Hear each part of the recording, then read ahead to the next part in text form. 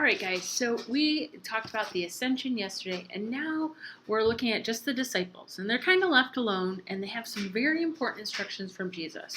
They are to stay in Jerusalem for a little while, but then he also gives them this command yesterday in verses 8 and 9 that they are to be witnesses of him and what he has done, that they are to take Jesus' message and carry it out to the rest of the people and to continue Jesus' ministry and Jesus' work.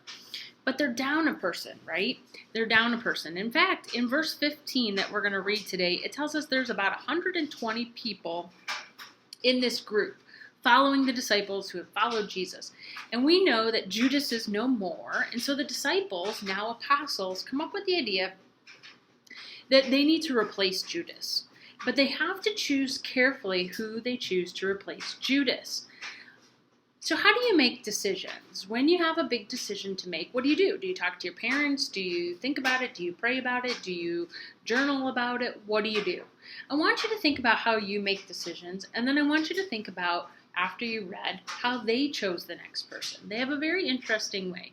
In fact, it's a way we saw take place for Jesus' clothing on the cross as well. And Peter was very specific.